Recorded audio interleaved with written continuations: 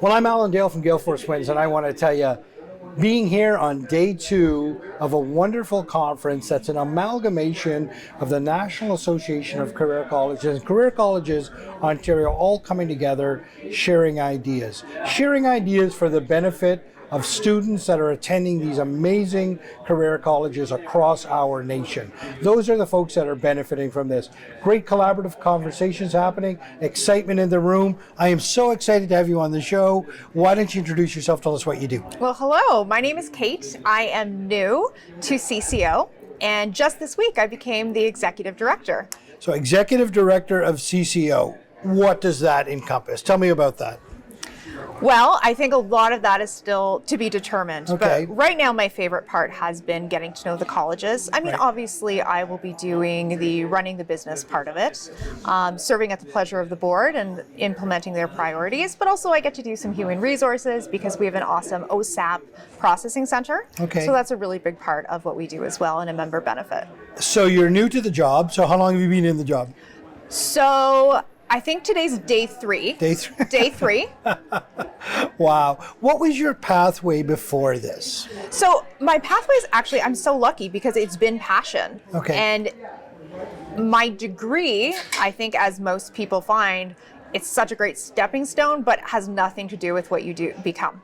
So I have a background in politics. I've been active on municipal, provincial, federal scenes for 20 years. Okay. And again, that was a passion. So that really did prepare me for a lot of the government relations part of this job. Right. But I've also been really passionate about helping women maximize their economic opportunities. And that goes really well with what career colleges do. Right. So almost in my part-time, a while ago, I became a life and career coach. Okay. It's something I did on the side. And then I was approached by a career college a while ago and said, would you come help us teach in that capacity? So sometimes I did it full-time, sometimes I did it part-time. And then I have worked for not-for-profit associations. So my Right. last job, I was leading a not-for-profit. And again, I got to work with some private career colleges because we were dealing with access to dental care.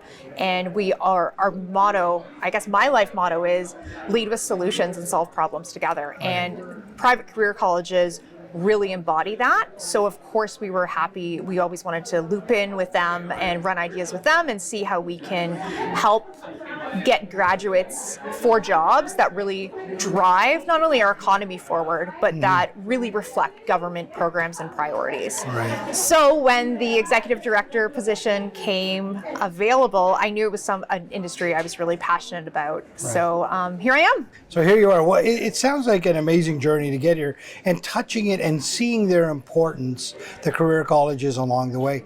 Big lift, right? The Ontario, there's a lot of career colleges here. There's a lot of moving parts. A lot of conversations need to happen here, right? To make the program as robust and as good as it possibly can and make the government understand the importance of exactly what's happening here. Talk to me about that government relation piece.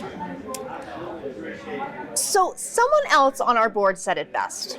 To be effective, really look at your government as a partner and say, how can we find common goals and get there and support each other? So I think that's definitely my approach that I take, as opposed to, I know sometimes it can be a little more confrontational. Mm-hmm. I've been really blessed to not only work in politics, but get to know a lot of our politicians personally. So that has really uniquely shaped my approach, because at the end of the day, they're people too. Right. And I think that really reflects back because they take our meetings and we are a really valued partner. And I am so excited to actually get to share that part of my job, which I'm sure I've said this already, but my absolute favorite part of my job is getting to tour colleges and getting to know the staff. So I think that excitement really carries over and the passion when we have these meetings, and we're excited to share that. You know, it must be amazing to get out to the colleges and meet the folks, right? Because these people are really, and you know this, you were part of it. You were an instructor on the other, making a difference. Like, really? Isn't it amazing to be in a conversation with people that are really making a difference every day they go to work? It is. I think I knew because I was an instructor myself, but I just really getting to know the owners and see how much they love their students. is really different than in other sectors. And you know, the other thing about the career colleges that I'm fascinated about is the way they look at the student's journey.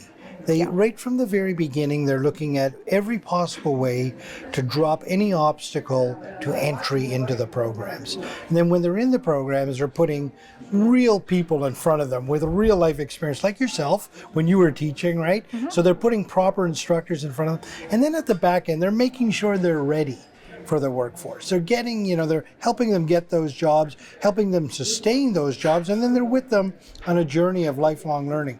There's not many sort of things that you can look at that are looking at things so holistically. Talk to me about the importance of approaching the education from that point of view, start to finish. So again, that comes back to one of my passions, which is really helping women upskill and be in the workforce so they can maximize their economic opportunities. But you have to have a holistic approach, because we really do, as private career colleges, we don't serve the future, we actually serve the present. So we realize that often a lot of our students are older. They're here for second careers, they're parents, they are often working while they're doing this. And I think that really sets us apart. And it's been, so it's been really great to hear those stories and see what they offer.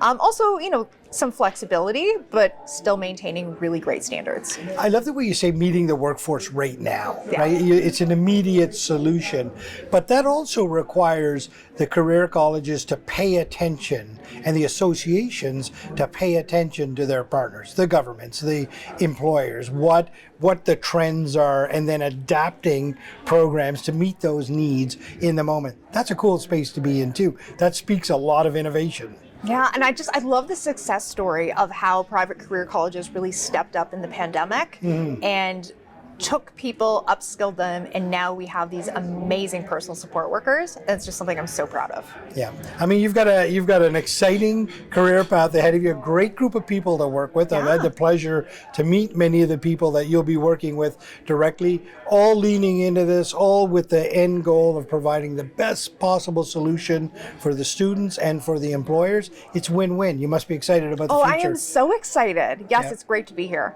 Great. Thanks for being on the show. We appreciate your input. My pleasure.